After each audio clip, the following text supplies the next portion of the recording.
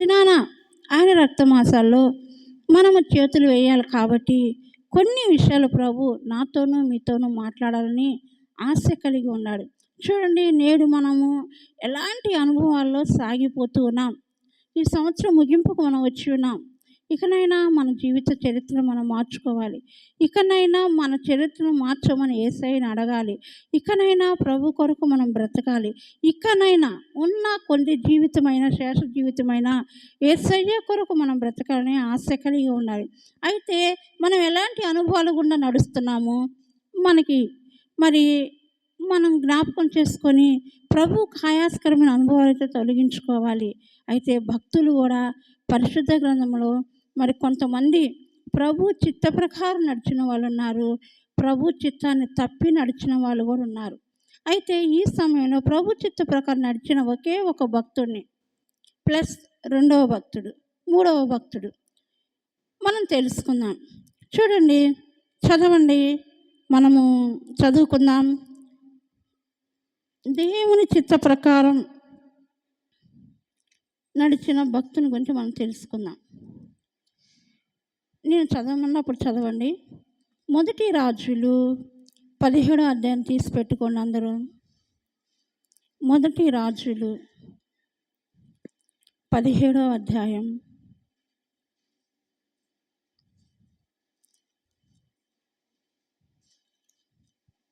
మీ Bible ఉన్న వాళ్ళు మొదటి రాజులు 17వ అధ్యాయం తీసి పెట్టుకోండి.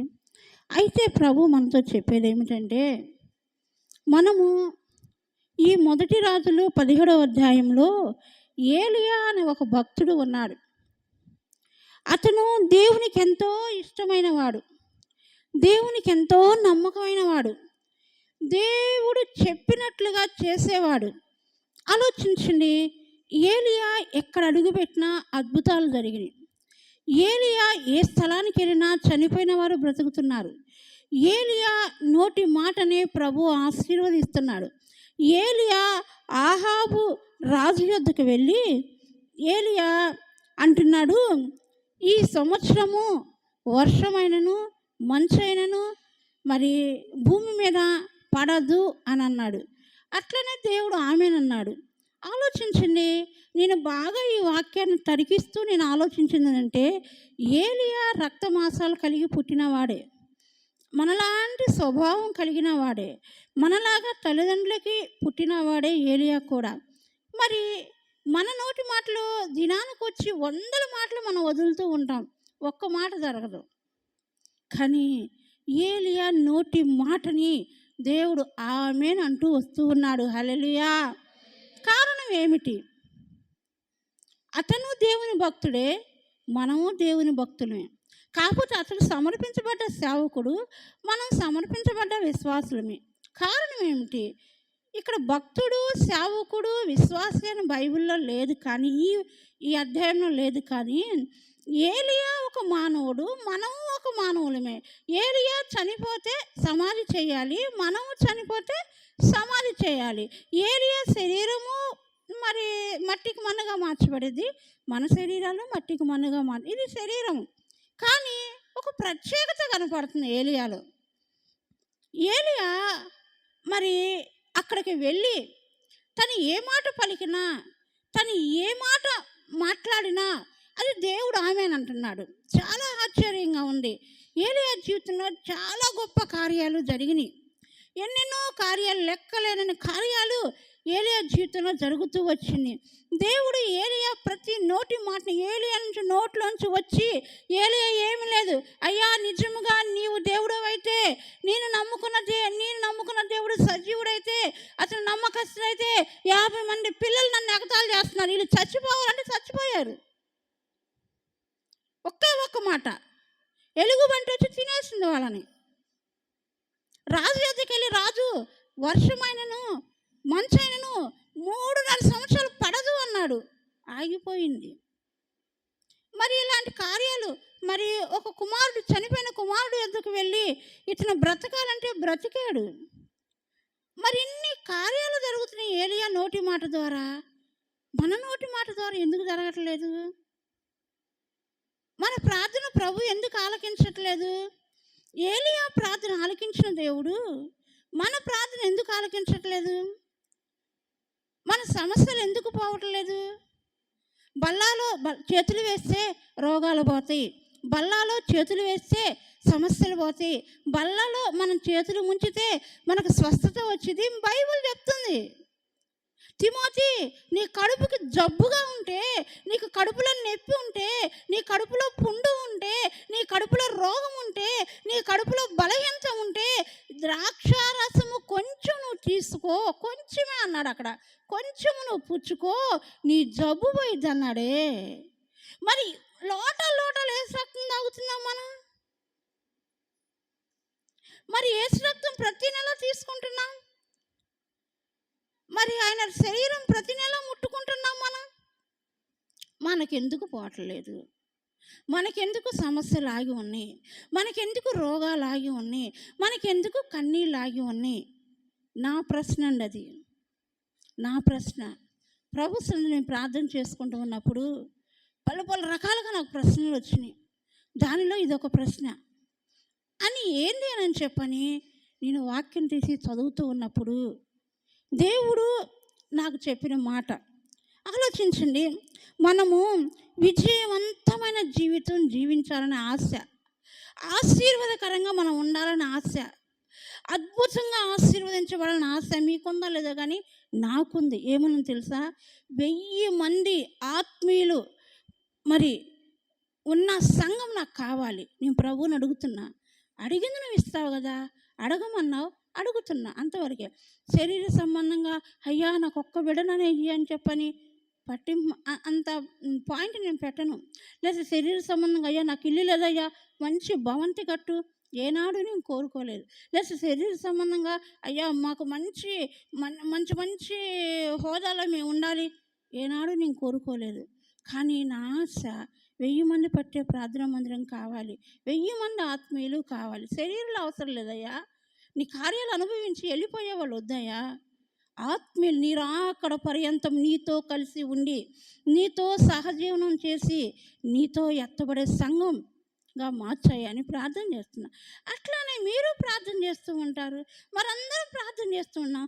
మన ప్రార్థనకు సమాధానం ఎందుకు రావటం లేదు? ఆయన ప్రార్థనకు సమాధానం ఎందుకు వచ్చింది? ప్రతి ఒక్కరికి కూడా విజయవంతమైన జీవితం జీవించాలని ఆశ అండి. ప్రతి ఒక్కరు కూడా నా బిడ్డలు ఉన్నతమైన స్థితిలో ఉండాలని ఆశ అండి.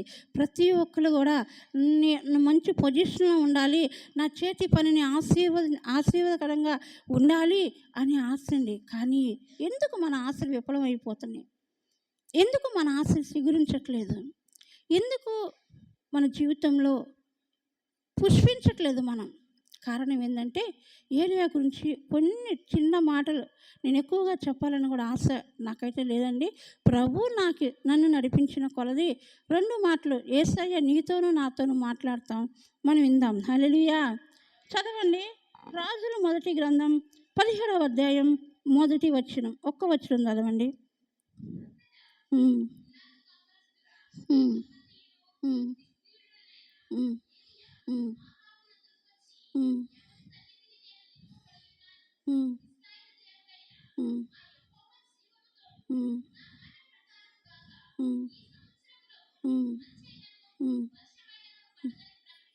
హల్లెలూయా. మొదటి పాయింట్ చాలా జాగ్రత్తగా మీరు పాయింట్ రాసుకుంటే మీకు మంచిది. మీ ఆత్మీయ జీవితంలో ప్రతిదినం ప్రార్థన చేసుకోవడానికి, మన తప్పులు ఏమైనా ఉంటే సరి చేసుకోవడానికి చాలా ముఖ్యమైన విషయం. ఇతను ఏమంటున్నాడంటే, ఏలియా ఆహాబు నద్దకు వచ్చి, ఎవని సన్నిధిని నేను నిలువబడుతును, ఇశ్రాయేలు దేవుడని యెహోవా జీవము తోడు, నా మాట ప్రకారము గాక. హల్లెలూయా. ఏలియా ఆశీర్వదించబడడానికి ఇది ఒక్కటేనండి మార్గం. నా మాట ప్రకారము కాక ఈ సంవత్సరములలో మంచైన వర్షమైన పడదని ప్రకటన చేశాను. హల్లెలూయా. ఆహాబు నద్దకు వెళ్ళి ఏలియా చెప్తూ ఉన్నాడు, ఇది నా మాట కాదు రాజా, నేనేదో వచ్చి నీ మీద పగతో చెప్పాలని నేను చెప్పటం లేదు. దేవుడు చెప్పిన మాట, దేవుడు నన్ను నీ యొద్దకు పంపించాడు. దేవుడు చెప్తూ ఉన్నాడు, నీ పాపములు ఎక్కువైపోయినవి, నీ దోషములు ఎక్కువైపోయినవి, దేవునికి అతిక్రమంగా నువ్వు ప్రవర్తిస్తున్నావు. మరి ఇక్కడున్న ఈ యొక్క ఇశ్రాయేలీయులు కూడా దేవునికి విరోధంగా ప్రవర్తిస్తూ ఉన్నారు కాబట్టి ప్రభువుకు బాధ వేసింది. బాధ వేసి దేవుడు చెప్పిన మాట నేను నీతో చెప్తూ ఉన్నాను, ఇది నా మాట అయితే కాదు అని మొదటి పాయింట్ మాట్లాడి, ఈ సంవత్సరం మంచైనను వర్షమైనను పడదు అని చెప్పని ఆ రాజుతో మాట్లాడాడు. ఆలోచించండి, నేను ఈ వాక్యం చదివేటప్పుడు నాకు ఒక ఆలోచన వచ్చింది. ఈ సంవత్సరం మంచైనను వర్షమైనను పడదు అని చెప్పని రాజుతో చెప్పాడు కదా, అప్పుడు పంటలు పండవు, భూమి ఫలించదు, కాయలు కాయవు, చెట్లు ఫలాలు ఇవ్వవు, మరి ఏది ఉండదు, తాగటానికి నీళ్లు ఉండవు, భూమి పంట వేసుకోవడానికి పంట ఉండదు, మరి ఎలా బ్రతుకుతారు? వాళ్ళలో ఏలియా కూడా ఒకడే కదా, అవును కదా. వాళ్ళు ఎలాగో ఇప్పుడు వాళ్ళు బ్రతికితే ఏలియా బ్రతుకుతాడు, వాళ్ళ నీరు తాగితే ఏలియా నీరు తాగుతాడు, వాళ్ళ ఆహారం తింటే ఏలియా ఆహారం తింటాడు. మరి ఎవరికి కూడా ఇలాంటి మరి సంతోషకరమైన జీవితం ఉండదు. ఈ సంవత్సరము మంచైనను వర్షమైనను పడదు అని చెప్పినప్పుడు వాళ్ళతో పాటు ఏలియాకు కూడా కరువు రావాలి కదా. అక్కడ ఆలోచించండి, ఏలియాకు కూడా కరువు రావాలి. ఎప్పుడైతే ఏలియా దేవుని మాట విన్నాడో, ఏలియా చెప్పినట్లుగానే జరిగింది. కానీ దేవుడు ఒక చక్కని ఆలోచన కలిగి ఉన్నాడు.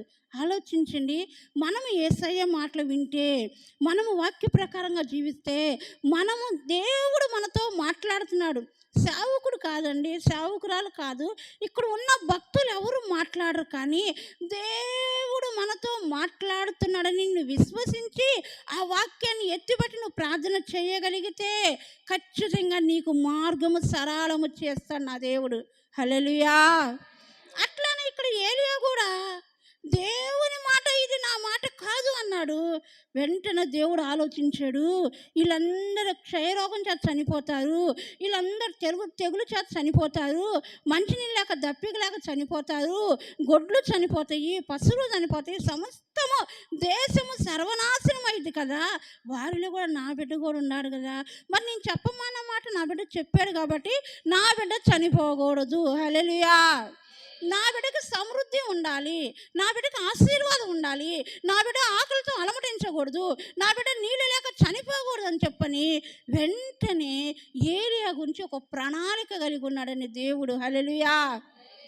మరి ఈరోజు దేవుని సన్నిధికి వచ్చిన నువ్వు నేను, ప్రభు మన పట్ల ఒక ప్రణాళిక కలిగి ఉన్నాడండి. ఒక ప్రణాళిక కలిగి ఉన్నాడు ప్రభు మన పట్ల. ఏలియాలాగా మనం యేసయ్య మాట వింటే, ఏలియాలాగా యేసయ్య చెప్పినట్లు మనం చేస్తే, ఏలియాలాగా వాక్య ప్రకారం నడుచుకుంటే, ఏలియాలాగా దేవుని వాక్కు ప్రకారం మనం బ్రతికితే మన పట్ల ఆయన ప్రణాళిక సఫలం చేస్తాడు. హల్లెలూయా. మరి ఏలియాలో 3 అనుభవాలు ఉన్నాయి. ఒక అనుభవం ఏంటి? ఏలియా మొదటిది దేవుడు చెప్పిన అనుభవం, నిన్ను నీవు మరుగు చేసుకోవాలి. దేవుడు చెప్తున్నాడు ఏలియాలో, అదే అధ్యాయంలో ఉంది, నిన్ను నీవు మరుగు చేసుకోవాలి. 1. రెండోది, ఎక్కడ ఉండమంటే అక్కడ ఉండాలి. 2. మూడవది, నిన్ను నీవు బయలుపరుచుకోవాలి. ఈ 3 అనుభవాలు దేవుడు ఏలియాకు నేర్పించాడండి. అట్లానే ఉన్నాడు ఏలియా. అయ్యో, దేశమంతా కరువు వచ్చింది కదా, దేశమంతా క్షయం వచ్చింది కదా, దేశమంతా నీరుతో భయంకరంగా మరి అల్లాడిపోతున్న, మంచినీళ్ళు లేక అల్లాడిపోయి చనిపోతున్నారు కదా అని చెప్పని అనలేదు. దేవుడు చెప్పాడు, నేను చెప్పాను, నా విషయం దేవుడు చూసుకుంటాడని చెప్పనన్నాడు. చదవండి, ఆ కిందకు వచ్చినట్టయితే మనము ఏలియా గురించి మనం చదువుకుందాం.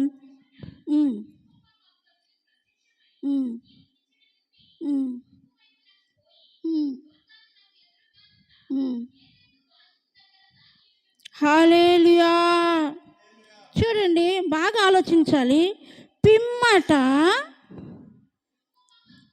యెహోవాకు అతనికి ప్రత్యక్షమై, నీవు ఇచ్చట నుండి తూర్పు వైనకు పోయి యోర్దానుకు ఎదురుగానున్న కేరీతు వాగు యొద్ద దాగి ఉండుము. హల్లెలూయా. బాగా ఆలోచించాలండి. ఎన్నో ప్రభు వాళ్ళని శుద్ధీకరణ కూడికలు పోతున్నాయి. ఒక ప్రత్యేకమైన శుద్ధీకరణ కూడిక ఇది, ముగింపు కూడిక. ఆలోచించండి. ప్రభు మనం బ్రతికించాడు, మనల్ని ఆశీర్వదించాడు, మన సజీవులుగా ఉంచాడు. అందరికంటే పోయిన వాళ్ళకంటే మనం గొప్పవాళ్ళం కాదు.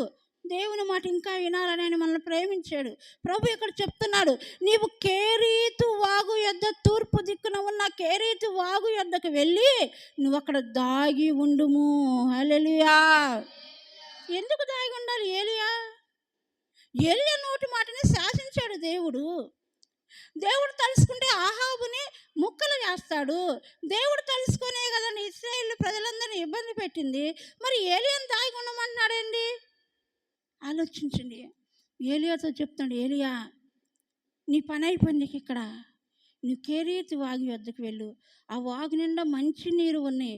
అక్కడ నువ్వు దాగి ఉండు. నీకు ఆహారాన్ని నేను పంపిస్తాను. హల్లెలూయా. ఆ మాట చెప్పాడండి. అట్లని ఏలియా ఎదురు చెప్పకుండా కేరీతు వాగు యొద్దకు వెళ్ళి దాగి ఉన్నాడు. ఒంటరిగా ఉన్నాడు వాగు వద్ద. కానీ ఏలియాకి సమృద్ధి అయిన ఆహారము కాకోలం చేత పంపించాడు. సమృద్ధి అయిన నీటిని ఏలియాకి ఇచ్చాడు. హల్లెలూయా. ఆలోచించండి. ఏలియా యేసయ్య చెప్పిన మాట విన్నాడు కనుక, ఏలియా దేవుని సన్నిధిలో దాగి ఉన్నాడు కనుక, ఏలియా ప్రభు సన్నిధిలో నిలిచి ఉన్నాడు కనుక, ఏలియా దేవుడు చెప్పినట్లుగా తూర్పు దిక్కుకు వెళ్ళంటే పడమర దిక్కుకు వెళ్ళలా, తూర్పు దిక్కుకు వెళ్ళంటే ఉత్తరం దిక్కుకు వెళ్ళలా, తూర్పు దిక్కుకు వెళ్ళంటే దక్షిణం దిక్కుకు వెళ్ళలా.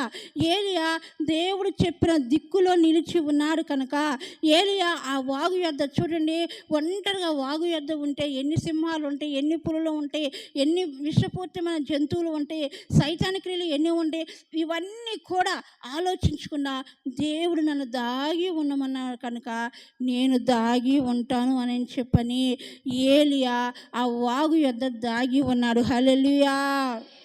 ఆలోచించండి. కేరీతు వాగు అంటే ఒక ప్రత్యేకమైన అనుభవం. అది ఒక ప్రత్యేకించబడిన జీవితం, ఒక ప్రతిష్ఠించబడిన జీవితం, ఒక ప్రత్యేకత. అందరిలో మనం కలిసిపోకూడదండి. అందరిలో మరి ఆ దినాలలో ఆ ఇశ్రాయేల్ దేశంలో ఎన్నో వాగులు ఉన్నాయి, ఎన్నో నదులు ఉన్నాయి, ఎన్నో సముద్రాలు ఉన్నాయి. కానీ కేరీతు వాగు యొద్దే నువ్వు దాగి ఉండన్నాడు.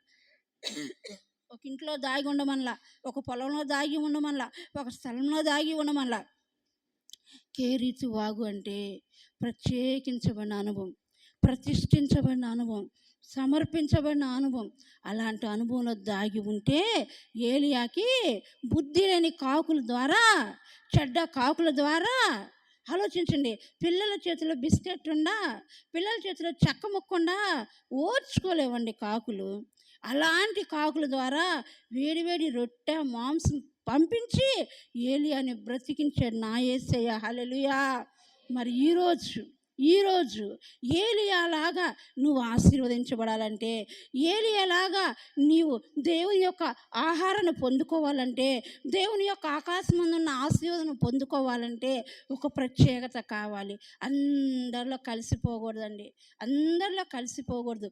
ఒక ప్రత్యేకమైన జీవితం, ఒక ప్రత్యేకమైన అనుభవం. నీ స్థితి ఏంటి, నీ పరిస్థితి ఏంటి? మనుషులను మోసం చేయొచ్చేమో, కానీ చూచుచున్న దేవుని మనం ఎవరు మోసం చేయలేము. హల్లెలూయా. ఆనాడు ఆగర్ని అరణ్యంలో పంపించినప్పుడు ఎవరు చూడలా. శారాకి అబ్రహాంకే తెలుసు. కానీ చూచే దేవుడు చూసి ఆగర్ని ఆశీర్వదించాడు. హల్లెలూయా. అట్లనే నిన్ను చూసే నీ దేవుని ఎదుట నీ ప్రతిష్టత ఏమైంది, నీ సమర్పణ ఏమైంది, నీ తీర్మానం ఏమైపోయింది?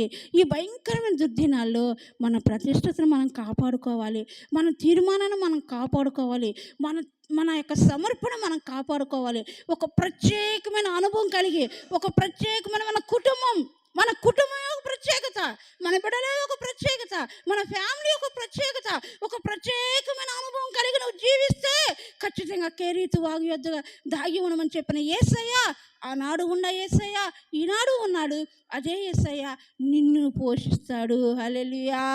నీ సమస్యలు తీరుతాయి, నీ బాధలు తీరుతాయి, నీకున్న ప్రతి ఒక్క సమస్య నా దేవుడు తీరుస్తాడు. ఎప్పుడు తెలుసా?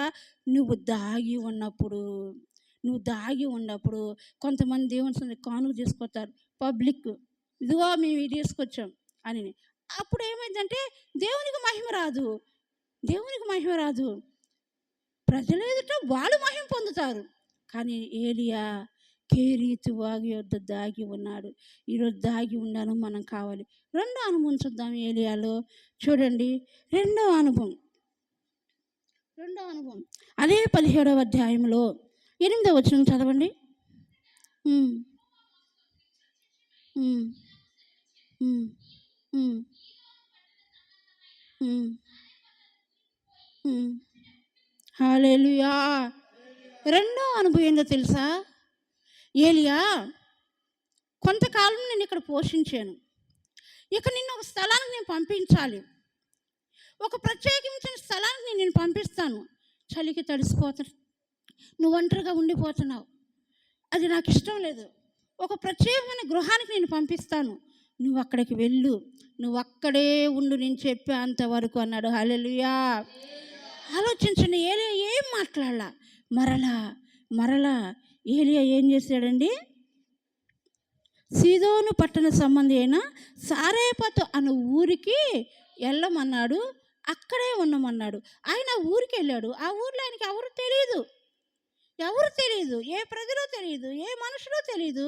అక్కడికి వెళ్ళి అక్కడ ఉండమన్నాడు. అక్కడ ఎక్కడ ఉండాలి? చెట్టు కింద ఉండాలా, పుట్ట కింద ఉండాలా, ఇంటిలో ఉండాలా, ఎవరైనా ఆశ్రయం అడగాలా, లేకుంటే ఏమన్నా ఆశ్రయ పొలాల్లో ఉండాలా? ఏమీ అర్థం కాదు. వెళ్ళమన్నాడు, వెళ్తాను, ఉండమన్నాడు, ఉంటాను, అంతవరకే. ఆలోచించండి. నువ్వు అచ్చటనే ఉండు, అక్కడికి నేను సారేపతు వెధవరాల్ని నేను పంపిస్తాను. వెధవరాలతో నేను మాట్లాడాను, నీ కొరకు ఆ వెధవరాలతో నేను మాట్లాడాను, ఆమె నీ యొద్దకు నేను పంపిస్తాను. కిందే ఉందండి ఆ మాట. నిన్ను పోషించుటకు అచ్చటనే ఉన్న ఒక వెధవరాలికి నేను సెలవిచ్చాను, నువ్వు వెళ్ళు, ఇక బయలుదేరు, నువ్వు ఇక్కడ వాగు యొద్ద ఒక్కడే ఉండొద్దు ఇక అని చెప్తున్నాడు. అట్లనే ఏలి బయలుదేరి ఆ స్థలానికి వెళ్ళి ఆ విధవరాలు యొద్ద ఉన్నాడు. నాకు ఒక ఆలోచన వచ్చిందండి. ఏమని ఆలోచన అంటే, ఆ సారేపతు అనే గ్రామంలో ఎంతమంది భర్తలను పోగొట్టుకున్న వాళ్ళు లేరు, ఎంతమంది విధవరాలు లేరు, ఎంతమంది కన్యకలు లేరు, ఎంతమంది పరిశుద్ధులు లేరు, ఎంతమంది సేవకులు లేరు, ఎంతమంది దేవునికి ప్రతిష్ఠించబడ్డవాళ్ళు లేరు. కానీ ఈ విధవరాల దగ్గరికి ఎందుకు వెళ్ళమన్నాడు? ప్రశ్న. ఈ విధవరాలు ఎద్దకే ఎందుకు వెళ్ళమన్నాడు? ప్రతిష్ఠించబడ్డ వాళ్ళు ఉన్నారు, సేవకులు ఉన్నారు, ఎంతోమంది విధవరాలు ఆ గ్రామాల్లో నిలిచి ఉన్నారు. ఏ విధవరాలు ఎద్దక ఒక విధవరాల దగ్గరికి వెళ్ళాలి మన అనొచ్చుగా? పేరు చెప్పి నేను ఆమె నీ కోసం పంపిస్తాను, ఆమె నిన్ను పోషించింది, నువ్వు అక్కడికి వెళ్ళు. నిజమే, ఆ విధవరాలు ఏమైనా ఉండదా? గొప్ప ఆశీర్వాదవంతురాలా, ఐశ్వర్యవంతురాలా, ధనం ఉన్నదా, డబ్బు ఉన్నదా, బంగారం ఉన్నదా, ఏమున్నది, ఆస్తులు ఉన్నాయా? ఏమీ లేవు. ఆ పూటకి ఆ పిండి ఆ నూనె తిని తన బిడ్డ చనిపోవాలని నిశ్చయించుకున్న విధవరాలు యొద్దకు పంపించాడు. హల్లెలూయా. ఎంత అద్భుతం అండి! మన దేవుడు ఏదైనా చేయగలుగుతాడండి. ఉన్నది లేనట్టును, లేనిది ఉన్నట్టును చేయగలుగుతాడు. అయితే సారేపతు విధవరాలు మరి తన గురించి విషయం ఏమిటంటే, ఆమె గురించి నేను కొన్ని విషయాలు నేను తర్కించినప్పుడు ఆమె లోపము లేనిదంట. హల్లెలూయా. మన యేసయ్యకి లోపము లేని వాళ్ళు కావాలి. ఆమె లోహమును కరిగించి దానిని ప్రత్యేకంగా మరొక వస్తువు లోపలేసి లోహము పోసి మందు పోసి కరిగించి ఎటు తిప్పమంటే అటు తిరిగి బంగారం అయినా చిన్న వస్తువులు పెట్టి ఇవన్నీ లోహమును కరిగించి చేసే పనిముట్లివి. కంసాలి వారికి తెలిసి ఈ విషయం.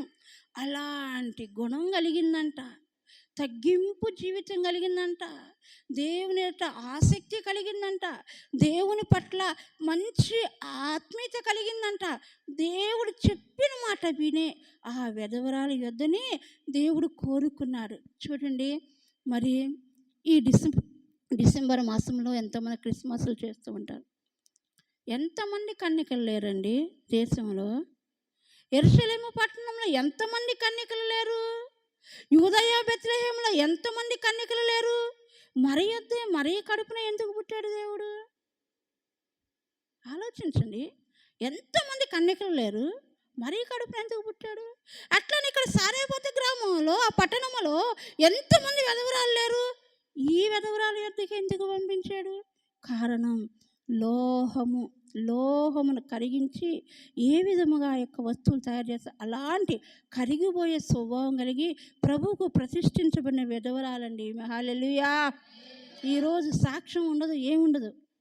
ఈరోజు సాక్ష్యం ఉండదు. ఎవరు వస్తే ఎవరన్నా 2 మాటలు చెప్పారంటే ఇక సంకలు కొట్టుకుంటూ వాళ్ళ వెనకటి పోతారు, తర్వాత బోల్తా పడతారు అనుకోండి. సాక్ష్యం కావాలండి. నీ ముందు నీ వెనక సాక్ష్యం కావాలి. నీ పట్ల ఒక ప్రణాళిక కలిగి ప్రజలు లోకంలో నువ్వు వస్తున్నావంటే ఒక సాక్ష్యం వినపడాలి. ఈ రోజుల్లో ఆలోచించండి. ప్రభు అచ్చటనే ఉండమన్నాడు. ఈరోజు అనేకులు ఎన్ని సంఘాలు తిరుగుతారో తెలియదు. వీళ్ళ ఇష్టం, తెగిపోయిన గాలిపటాలే. ఎన్ని తిరుగుతారో తెలియదు, ఎందుకు తిరుగుతారో తెలియదు. ఏలియా కూడా తిరగవచ్చు కదండి, అక్కడనే ఉండన్నాడు. ఏలియా అక్కడే ఉన్నాడు. నేను ఒక ఒక ఉపమానం కాదండి, నా జీవితంలో జరిగిన అనుభవం చెప్తున్నాను. నేను అంబేద్కర్ కాలనీ ఉపవాస ప్రార్థనకు బర్త్డే కూడికో వెళ్ళొచ్చిన కానుంచి ఆ రాత్రి నేను ప్రార్థన చేశా. నా ఆశ అంబేద్కర్ కాలనీ, ఇందిరా కాలనీ, ముబారక్ నగర్ పట్టబడాలి అని చెప్పని. రెండో ఆశ నాకు ఉండదండి. ఏ కాటికి నశించిపోతున్నారు, నామకార్థ అనుభవం నలిగిపోతున్నారని ప్రార్థన చేస్తూ ఉన్నాము. ఒక బ్రదర్ని నాకు చూపిస్తున్నాడు. 4 రోజులు వర్షం చూపించాడండి నాకు. ఆ బ్రదరు ఆ వీధిని వెళ్తూ చర్చి ఎంక చూసుకుంటూ పోతున్నాడు. మరలా ఆ వీధిని వస్తూ చర్చి ఎంక చూసుకుంటూ వస్తున్నాడు. ఒక రోజు అంటే ఏదోలే ఆలాపనలే అనుకున్నా. 2వ రోజు అలానే, 3వ రోజు అలానే, 4వ రోజు అలానే, 5వ రోజు కూడా అలానే. సోమవారం నుంచి శుక్రవారం వరకు అదే దర్శనం నా కళ్ళల్లో మెదిలాడుతుంటే కన్ను మూసుకుంటే ఆ బ్రదర్ అలా వెళ్తా చర్చి చూస్తున్నాడు, ఇలా వస్తా చర్చి చూస్తున్నాడు. నాకు అర్థం కాక పాస్టర్ గారితో అన్నాను, పాస్టర్ గారండి ఏందో మరి ఆ బ్రదర్ ఎవరో తెలియదు, పలాన్ కలర్లో ఉన్నాడు, చర్చి ఎంక చూసుకుంటూ పోతున్నాడు, మళ్ళీ చర్చి ఎంక చూసుకుంటూ వెళ్తున్నాడు. మరి తను ఏదో మొత్తానికి గుండెల్లో భారంతో ఉన్నాడు, విచారంగా ఉన్నాడు. ఎవరో అర్థం కదా, మన సంఘానికి వచ్చే బ్రదర్ కాదు, నేను చూసిన బ్రదర్ అంతకంటే కాదు అని చెప్పానన్న. అన్న తర్వాత పాస్టర్ గారు అన్నాడు, ఎంతోమంది పోతూ ఉంటారు వస్తూ ఉంటారు ఆ బజార్లో, చర్చి కనపడదు చూసుకుంటూ పోతారు, అది కామన్ తీసేసుకున్నాం. కానీ అదే పునరుద్ధాన దినం ముందు ఆ బ్రదర్ చర్చిలో కూర్చుని కన్నీళ్లతో ఏడుస్తుంటే నేను సామాన్యంగా ఆరాధన కళ్ళు తెరవను. ఆ రోజు ఎందుకో కళ్ళు తీర్చాను. ఆ బ్రదర్ నా కళ్ళలో పడ్డాడు. అమ్మయ్య, ఈయన చిక్కాడు, ఈయన్ని నాకు కనపడింది కూడా ఈయనే, పాస్టర్ గారితో చెప్పేసేయాలని చెప్పని వెంటనే పాస్టర్ గారితో ప్రార్థన అయిపోయినాక ఆ బ్రదరే నాకు కనపడ్డాడు అన్న. హల్లెలూయా. తర్వాత చూస్తే ఆ బ్రదర్ తన సమస్య చెప్పుకొని, అయ్యా నాకు ఇక్కడికి వచ్చిన తర్వాత భారం దిగిపోయినట్టుంది అని ఆ రోజు నుంచి ఈ రోజు వరకు ఒక్క బుధవారం కానీ, ఒక్క శనివారం కానీ, ఒక్క పునరుద్ధాన దినం ముందు కానీ, ఒక్క ఆల్ నైట్కి కానీ విడవకుండా వస్తున్నాడండి ఆ బ్రదర్. హల్లెలూయా.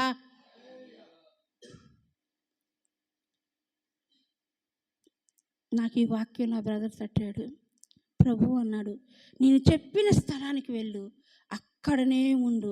శ్రమైనా, కరువైనా, ఖడ్గమైన, హింసైనా, వస్త్రహీనతైనా, ఉపద్రవమైన, ఏ పరిస్థితుల్లో అయినా నువ్వు అక్కడనే ఉండని చెప్పని ఏలియాతో చెప్పినప్పుడు ఏలియా అక్కడే ఉన్నాడు కనుక ఏలియా 3.5 సంవత్సరములు పోషించబడ్డాడు. హల్లెలూయా. ఆలోచించండి.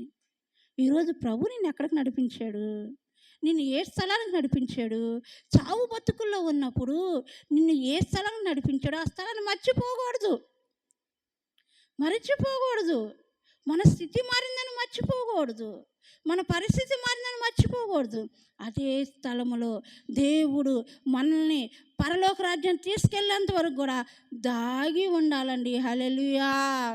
ప్రభు పంపించిన స్థలంలోనే మనం ఉన్నప్పుడు ప్రభు నీ పట్ల గొప్ప కార్యాలు చేస్తాడు. హల్లెలూయా. మూడో విషయం మళ్ళీ ఏలియాని మనం చూద్దాం. చూడండి, మూడో విషయం అదే 17వ అధ్యాయంలో దేవుడు చెప్పిన మాట ఎలా అన్నాడో 22వ వచనం చదవండి. యెహోవా ఏలియా చేసిన ప్రార్థన ఆలకించి ఆ చిన్నవానికి ప్రాణము మరలా రానిచ్చినప్పుడు వాడు బ్రతికెను. ఏలియా ఆ చిన్నవాని తీసుకొని గదిలో నుండి దిగి ఇంట ప్రవేశించి వాని తల్లికి అప్పచెప్పెను. హల్లెలూయా. అదే 24 చదవండి. ఆ స్త్రీ ఏలియాతో, నీవు దైవజనుడవై ఉన్నావనియు నీవు పలుకుచున్న యెహోవా మాట నిజమనియు ఇందుచేత నేనెరుగుదుననెను. హల్లెలూయా. ఆలోచించండి, ఆ 3.5 సంవత్సరములు ఆ యొక్క విధవరాలు ఏలియాను పోషించింది. సంతోషంగా ఉన్నారు. అన్ఎక్స్పెక్టెడ్గా తన కుమారుడు చనిపోతాడు. అప్పుడు ఆమె అనిద్ది, అయ్యా నన్ను బాధపడతాను, నా ఇంటికి వచ్చావా? దైవజనులు ఎవరైనా బాధపడటానికి విశ్వాస గృహాలు దర్శిస్తారండి. ఆమె బాధ అట్టుంది అన్నప్పుడు ఏలియా ప్రార్థన చేస్తాడు, అయ్యా నన్ను 3.5 సంవత్సరాలు బ్రతికించిందే, ఆపదలో నన్ను వడ్నేసిందే, ఈ విధవరాలకి నేను ఆ ఇంట ఉన్నప్పుడే మరణం రావటం ఏంటంటే తన కుమారుడికి అని ఏలియా ప్రార్థన చేసినప్పుడు ఏలియా ప్రార్థన ఆలకించిన దేవుడు ఆ కుమారుని బ్రతికించాడు. హల్లెలూయా. అప్పుడు మరలా అదే నోటితో ఆ స్త్రీ అంటుంది, నిజముగా నువ్వు దైవజనుడు అయి ఉన్నావని ఇందును బట్టి నేను తెలుసుకున్నాను. హల్లెలూయా. చూడండి, ప్రభు చెప్పిన స్థలంలో మనం నిలకడగా ఉంటే, ప్రభు చెప్పిన స్థలంలో మనం దాగి ఉంటే, ప్రభు చెప్పినట్లుగా మనం వింటే, ప్రభు మాట ప్రకారం మనం జీవిస్తే, ఆయన మాట ప్రకారం మనం బ్రతికితే ఖచ్చితంగా విధవరాలకు జరిగిన అద్భుతం నీ జీవితంలో జరిగిద్ది. హల్లెలూయా. నీ జీవితంలో మరణం ఉండదు, కరువు ఉండదు, రోగం ఉండదు, సమస్య ఉండదు, ఏది ఉండదండి. విధవరాలకు ఉందండి, ఉందా? అయితే విధవరాలు ఆమె లోహమును కరిగించే స్త్రీ అయి ఉన్నది. అంటే ఆమె సున్నితంగా కరిగిపోయే స్త్రీ అయిపోయి ఉంది. ఆమె దేవునికి ఇష్టమైన స్త్రీగా ఉంది. ఎంతోమంది సారైపోతే గ్రామంలో విధవరాలు ఉన్నారు, కానీ ఆమెనే దేవుడు కోరుకున్నాడు.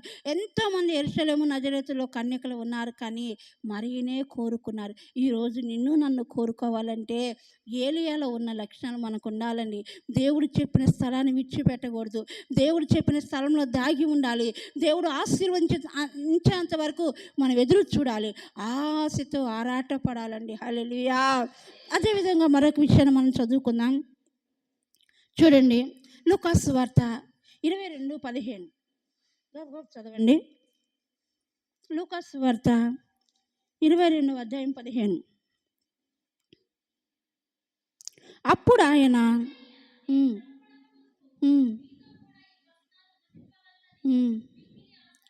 హల్లెలూయా. ఇశ్రాయేలు ప్రజలతోటి తన శిష్యులతో చెప్తున్నాడు, ప్రభు వల్ల తీసుకోవాలని యేసయ్య ఆశ కలిగి ఉన్నాడంట. చూడండి, విచిత్రమైన విషయం, ఆశ కలిగి ఉన్నాడు. అయ్యా నేను నా శిష్యులతో కలిసి, నేను నా బిడ్డలతో కలిసి నేను శ్రమ పడక మునుపు, అంటే బల్ల తీసుకున్న నెక్స్ట్ రోజు నుంచి ఆయనకి శ్రమలకు అప్పచెప్తాను ఆయనకి తెలుసు కనుక శ్రమ పడక మునిపే సంతోషముగా ప్రభు వల్ల తీసుకోవాలని శిష్యులతో కలిసి ఆశ కలిగి ఉన్నాడు. ఈరోజు ఆలోచించండి, బల్లాకి ఎంతమంది సిద్ధపడుతున్నారు, ఎంతమంది ఆశ కలిగి ఉంటున్నారు బల్లా అని, ఎంతమంది ఒక ప్రత్యేకమైన అనుభవం కలిగి ఉంటున్నారు. ఏదోలే వెళ్తున్నాం, ఇష్టమైతే తీసుకుంటాం, ఇష్టంగా అయితే పక్కన ఉంచుంటాం. మన కొట్టేదెవరు, మనల్ని అనేదెవరు? నిజమే, ఎవరు కొట్టరు, ఎవరు అనరు. రక్షించబడిన నీవు బల్లకు సమీపంగా లేకుండా దూరంగా ఉంటే సాతానుడు యూదాలో ప్రవేశించిన సాతానుడు నీలో కూడా ప్రవేశించినట్లే. హల్లెలూయా. ఆలోచించండి, యేసయ్య ఆశపడుతున్నాడంట. నేను బల్ల తీసుకోవాలి, మళ్ళీ నాకు తెల్లారి శోధన వచ్చింది, మళ్ళీ భటులు వచ్చి పట్టుకెళ్తారు, నన్ను సిలువకు అప్పచెబుతారు, నన్ను రాళ్ళతో కొడతారు, నన్ను హింస పెడతారు, నన్ను చంపేస్తారు, సమాధి చేస్తారు, కానీ ఈ శ్రమ పడక మునిపే నేను బల్ల తీసుకోవాలి నా బిడ్డలతోనని సంఘముతో కలిసి బల్లలో పాలు పొందాడు యేసయ్య. మరి ఈరోజు నీ కుటుంబంతో కలిసి నువ్వు బల్లలో పాలు పొందుతున్నావా? సంఘంతో కలిసి బల్లలో చేతులు వేస్తున్నావా? లేదంటే నా ఇష్టం, నీ ఇష్టమే, నీ ఇష్టానికి ఎవరు అడ్డు రారు, కానీ యూదాలో ప్రవేశించిన దుష్టుడు నీలో ప్రవేశిస్తే ఇక నేను చెప్పేది మీకు అందరికి తెలిసిన విషయాలు అయ్యి. బల్లకి దూరస్తులుగా ఎవరు ఉండకూడదండి. మనల్ని మనం సరి చేసుకోవాలి. ఆశతోటి అయ్యో తెల్లారి బల్ల, ఈ రాత్రి నన్ను నలగొట్టుకోవాలి, ఈ రాత్రి నన్ను శుద్ధి చేసుకోవాలి, ఈ రాత్రి కన్నీళ్ళతో ప్రభు పాదాలు కడగాలి, ఈ రాత్రి ప్రభువా ఈ నెల చేసిన పాపిష్టకరమైన పనులు అయ్యా తొలగించి పరిశుద్ధంగా నీ బలలో వేయటానికి నన్ను హక్కుదారుగా మార్చని చెప్పని మనం ఆశతో ఎదురు చూస్తే బల్ల ద్వారా కలిగే ఆశీర్వాదం మనకు కలిగిద్ది. హల్లెలూయా. యేసయ్యే ఆశపడి బల్ల కోసం ఎదురు చూశాడండి. మనం ఏ పాటోళ్ళమే? మన సంఘంలో యేసయ్య ఉన్నాడు. మనం బల్ల తీసుకున్నప్పుడు యేసయ్య మనతో ఉన్నాడు. మనం బల్లలో ఆయన కూడా పాలు పొందుతున్నాడు. ఈరోజు సర్వ సమాజం లోకమంతా కూడా ప్రభు బల్లలో చేతులు వేస్తుంటే కారణం ఆనాడు యేసయ్య వేసాడు. కారణం ఆనాడు యేసయ్య ఆశ కలిగి ఉన్నాడు. నా బిడ్డలు, నా శిష్యులు, రక్షించబడిన వాళ్ళు, బాప్తిసం తీసుకున్న వాళ్ళు బల్లలో చేతులు వేయాలి. నా శరీరంలో నా రక్తం వాళ్ళ యొక్క శరీరంలో ఇంకిపోవాలి. వాళ్ళు నా బిడ్డలు, వాళ్ళ అపవిత్రత ఉండకూడదని ఆయన ఆశపడ్డాడు. కనుక ఈరోజు దేశవ్యాప్తంగా కూడా బల్లలో చేతులు వేస్తున్నారండి. మరి మనమే పాటోళ్ళం అండి. ఇష్టవాది తీసుకుంటే లేదు పక్కన ఉంచో, కానీ దేవుడు నీలో ఉండడు కదా. దేవుడు ఆశపడుతున్నాడు నువ్వు కూడా బల్లలో ఉండాలని. దేవుడు ఆశపడుతున్నాడు నువ్వు కూడా నలగొట్టుకోవాలని. దేవుడు ఆశపడుతున్నాడు నేను నిన్ను పంపించిన స్థలమే పరలోక రాజ్యం చేరేంత వరకు, నేను వచ్చి నిన్ను సిద్ధం తీసుకొని వెళ్ళేంత వరకు నా కొరకు నువ్వు ఎదురు చూడు, నా కొరకు దాగి ఉన్నని దేవుడు ఆశపడుతుంటే మన ఇష్టం వచ్చినట్టు ఉన్నామనుకో, దేవుడు మన చేయి విడిచిపెడితే మనం ఏమీ చేయలేమండి. హల్లెలూయా. మరొక విషయాన్ని మనం దావీదు గురించి చదువుకొని ముగించుకుందాం. కీర్తనల గ్రంథం 40వ అధ్యాయం 8వ వచనం.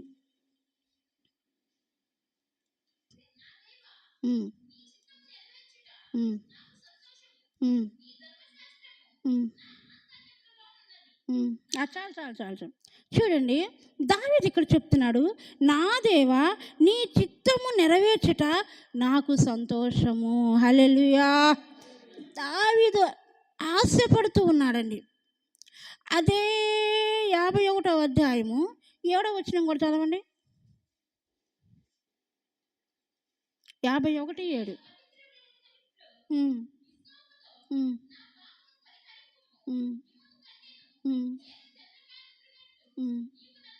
హల్లెలూయా. దావీదు ఆశపడుతున్నాడు ఏమనంటే, నీ చిత్తము నెరవేర్చుట నా ఇష్టం అయ్యా, నీ చిత్త ప్రకారం జీవించాలని నా ఆశయ్యా, నీ రక్తమాసాల్లో చేతులు వేయాలని నా కోరికయ్యా. అయ్యా నీ చిత్తమే తప్ప నా జీవితంలో సాతాను చిత్తము నా జీవితంలో జరగకూడదని చెప్పని దావీదు ఆశపడుతున్నాడు. ఎంత ప్రార్థన చేసినా దావీదు ఆశ తీరట్లా. ఎందుకు తీరట్లేదు? నా పరిస్థితి ఏందని చెప్పని వెనక్కి వెళ్ళాడండి దావీదు. వెనక్కి వెళ్ళి ఆయన అంటున్నాడు, ఏమంటున్నాడంటే ఆయన దావీదు వెనక్కి వెళ్ళి కీర్తనలు 51 చూడండి, వెనక్కి వెళ్ళి ఏమంటున్నాడంటే, నేను పవిత్రుడు నగునట్లు హిస్సోపుతో నా పాపము పరిహరించుము, హిమము కంటే తెల్లగా నేనుండినట్లు నన్ను కడుగయ్యా. హల్లెలూయా. పశ్చాత్తాపడేడుస్తున్నాడండి. ఆశయ్య, నాకు ఆశయ్య, నిన్ను చూడాలని ఆశయ్య, నీతో మాట్లాడాలని ఆశయ్య, నీ ముఖ దర్శనము చూడాలని ఆశయ్య, తనివి తీర నిన్ను హత్తుకోవాలని ఆశయ్య అని చెప్పిన ఆశపడుతున్నాడు. కానీ ముందు ఇది అడ్డం వచ్చిందండి, ఆయన పాపం అడ్డం వచ్చింది. అయ్యా హిస్సోపుతో నా పాపము కడుగు, హిమము కంటే తెల్ల రక్తంలాగా నన్ను కడుగయ్యా, నేను పవిత్రుడుగా ఉన్నానని ఆశయ్యా అని చెప్పని ఆశపడి దావీదు తన పరుపు తేలి పోయేంతవరకు చూడండి. మనం ఏడిస్తే కర్చీపు తడిసిద్ది, పైట తడిసిద్ది, ఇంకేమైనా తడుస్తుంది. కానీ పరుపులు తడవటం మామూలు విషయం కాదండి. పరుపు కూడా నీళ్ళలో తేలిపోయినట్లుగా పరుపు తేలిపోయేంత వరకు దావీదు కన్నీళ్లతో పశ్చాత్తాపడి ఏడ్చి, ఆశయ్య నాకు ఆశ నీ బల్లలో చేతులు వేయాలని, నిన్ను కలిగి జీవించాలని, నీతో కలిగి నడవాలని, నీతో కలిసి బ్రతకాలని ఆశయ నాకు అని చెప్పని, నేను పవిత్రులుగా ఉన్నట్లు నీ చిత్తము చేయాలని నాకు ఆశ కనుక నా పాపాన్ని కడుగు. ఈరోజు ఎంతమంది ఈ రాత్రి నిన్నటి నుంచి శుద్ధీకరణ కోరికలు జరుగుతున్నాయండి. మనం పరిశుద్ధులు ఏం కాదండి. నెల నెల ఎక్కడ ఒకసాట లోపం అనేది జరుగుతూ ఉండేది. లోపాలు సరి చేసుకోవటానికి 2 దినాలు శుక్ర శని ఈ 2 దినాలు శుద్ధీకరణ కోరికలకు రమ్మంటే పాపం మీకు తెలియకనే తెలిసైతే వదిలిపెట్టుకోరండి. సేవకులతో సంఘంతో యేసయ్యతో కలిసి శుద్ధీకరించుకోవటం మామూలు విషయం కాదు. ఇంట్లో ఉంటే మనం ఒక్కలమే శుద్ధీకరించుకుంటాం. మందిరంలో ఉంటే యేసయ్య దిగి వస్తాడు. యేసయ్యతో పాటు సేవకులు ఉంటారు. సేవకులతోటి యేసయ్యతోటి సంఘముతో కలిసి శుద్ధీకరించుకోవటం ఎంత అనుభవం తెలుసండి. మరి ఈరోజు అలాంటి శుద్ధీకరణ నీకుందా? ఈరోజు బలలో నువ్వు చేతులు వేస్తున్నావు, పవిత్రమైన వస్త్రం నీకుందా నీ ఒంటి మీద? ఆలోచించండి. పవిత్రమైన వస్తువు ఉందా? దేవుని చిత్తాన్ని చేయడానికి నువ్వు ఇష్టపడుతున్నావా? ఏలియా దేవుని చిత్తాన్ని చేయడానికి ఇష్టపడ్డాడు. దేవుడు ఉండమన్న స్థలంలోనే ఉన్నాడు. దేవుడు తినమన్నదే తిన్నాడు. దేవుడు చెప్పమన్నదే చెప్పాడు. దేవుడు దాగి ఉండమన్న చోట దాగి ఉన్నాడు. దేవుడు అప్పుడు ఏలియాని ఘనపరిచాడు. హల్లెలూయా. అప్పుడు ఏలియాని, అసలు ఏలియా అంటే ఎవరు? ఏలియా ఎందుకు ఆ స్థలానికి వచ్చాడు? అసలు ఏలియా ఎందు నిమిత్తం ఆ స్థలంలో ఉన్నాడు? అసలు ఏలియా ఎవరు కుమారుడు? ఏలియా అసలు ఎవరు సంబంధం? ఏలియా ఎవరు బిడ్డ? దేవుడు గణపరిచాడండి. మన దేవుడు రోషం కలిగిన వాడు. ఆ స్త్రీ అంటుంది, నిజముగా ఇందును బట్టి నువ్వు దేవుని సేవకుడు అని నేను గుర్తించాను. ఎంతమంది సేవకులు లేరండి? ఎన్ని సంఘాలు లేవండి? ఎంతమంది ప్రజలు లేరండి? బైబిల్ పట్టుకున్న ప్రతి ఒక్కరు కూడా అదే పొజిషన్లో ఉన్నారు. కానీ ఆమె అంటుంది, ఎంతమంది నాకు చూసింది, కానీ దీనిని బట్టి నిజముగా నువ్వు దేవుని సేవకుడివి. హల్లెలూయా. కారణం, సేవకుని ఇంట ఉంటే నీ కన్నీళ్ళు ఉండవు. సేవకుని ఇంట ఉంటే నీ శోధన ఉండదు. సేవకుని ఇంట ఉంటే నీ సమస్య ఉండదు. సేవకుని ఇంట అడుగుపెట్టి నీ కోసం ప్రార్థన చేస్తే సాతానుడు నీ పునాది దగ్గరికి రాలేడు. హల్లెలూయా. అలాంటి సేవకుని కలిగి ఉన్న మీరెంత ధన్యులండి. మీరెంత ధన్యులు. ఏలియా యేసయ్య చెప్పిన మాట విన్నాడు. దేవుడు చెప్పిన మాట విన్నాడు. మరి ఈరోజు మన పాదాలు అపవిత్రమైన స్థలాల్లో ఉంటున్నాయా, పరిశుద్ధమైన స్థలంలో ఉంటున్నాయా? ఆలోచించుకోండి. నీ కుటుంబం ప్రత్యేకత, నీవు ప్రత్యేకత. నువ్వు దేవుని మాటకు లోబడే వ్యక్తిగా ఉండాలి. దేవుడు చూపించిన స్థలమే ముగింపు వరకు, దేవుడు చెప్పిన మాటే ముగింపు వరకు. దేవుడు ఎక్కడైతే దాగి ఉన్నామన్నాడో అక్కడే దాగి ఉండాలి. అక్కడే దాగి ఉండాలి. మా పెద్దయ్య గారు ఒక మాట చెప్పి, చెల్లంగి శక్తులంట, చాతబడి శక్తులంట, దురాత్మ శక్తులంట భయంకరంగా లెగుస్తున్నాయంట ఈ దినాలలో. సేవకుడు జాగ్రత్తగా ఉండాలి. విశ్వాసి జాగ్రత్తగా ఉండాలి. హెచ్చరికలు చేస్తున్నారు సమర్పించబడ్డ సేవకులు. మరి ఈరోజు నువ్వు ఎక్కడ పడిపోవాలని ప్రభు చిత్తం కాదు కనుక ప్రభు నీతో నాతో మాట్లాడుతున్నాడు. మరి నువ్వు ఏ స్థితిలో ఉన్నావో ఒకసారి జ్ఞాపకం చేసుకో. ఏ పరిస్థితిలో ఉన్నావో జ్ఞాపకం చేసుకో. దయతో ప్రభు నీతో మాట్లాడుతున్నాడు. ఏలియాని ఎందుకు ఆయన బ్రతికించాడు అంటే, ఏలియా చెప్పిన మాట విన్నాడు. దాగి ఉన్నామన్న అక్కడ దాగి ఉన్నాడు. అయ్యో ఎండ వచ్చింది, అయ్యో ఇక్కడ ఏమీ లేదు, అయ్యో ఇక్కడ కాపుదల లేదు, అయ్యో నా నెత్తంతా బట్టతలే, అయ్యో నేను అల్లాడిపోతున్నానే అని చెప్పని ఏలి అనలేదు. నా కేరితు వాగు దగ్గర తూర్పు దిక్కు నేను ఆడ ఉండేది, నా వల్ల కాదు అని అనలేదు.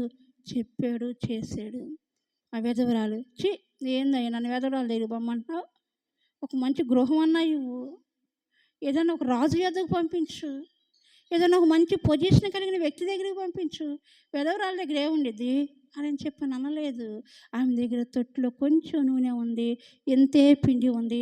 ఒకే ఒక అప్పం చేసుకొని తిని చచ్చిపోవాలనుకున్న ఆమెను దేవుడు దర్శించి ఆమెతో చెప్పి, నా సేవకుడు నీ ఇంట వస్తున్నాడు, నా సేవకుని ఉట్టి చేతులతో నువ్వు పంపించవద్దు, నా సేవకుని నువ్వు తృప్తిపరచన్నాడు.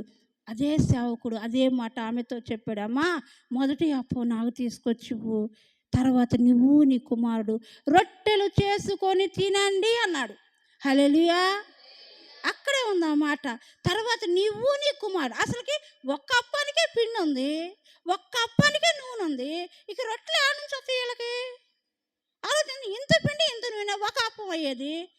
ఆయన అట్లా అట్లా అంటలా, మొదటిది నాకు తీసుకొని వచ్చి తర్వాత మీరు రొట్టెలు చేసుకొని తినండి అని ఉంది.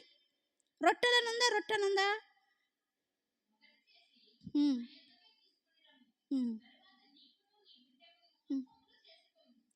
ఉంది కదండి.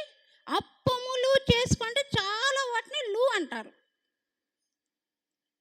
అదేవిధంగా విధవరాలు మారు మాట చెప్పకుండా సేవకుని మాట ఆమెంది, యేసయ్య మాట ఆయన విన్నాడు. కనుకనే 3.5 సంవత్సరాలు బ్రతికారు. హల్లెలూయా. మరి యేసయ్య కూడా ఆశతో ప్రభు వలలో పాలు పొందారు. మరి ఈరోజు మన పరిస్థితిని ఒకసారి ఆలోచించండి. ఈ రాత్రి అంతా కన్నీళ్ళతో ప్రార్థన చేసుకోండి. మీ కుటుంబంలో శాపం పోయింది, మీకు దరిద్రత పోయింది. బల్లలో చేతులు వేసారంటే రోగాలు ఉండవు, బల్లలో చేతులు వేస్తే సమస్యలు ఉండవు. కానీ మీకు వస్తున్నాయి, కారణం మనదే తప్పు, మనదే లోపం. మరి మోకరించండి, ఒక క్షణం ప్రార్థన చేసుకోండి. ప్రభు ఈ మాటలు దీవించునుగాక. ఆమేన్. చేతులు చాపుదాం, కళ్ళు మూసి ప్రార్థన చేసుకుందాం. ప్రభు మనందరితో మాట్లాడిన దేవునికి స్తోత్రం.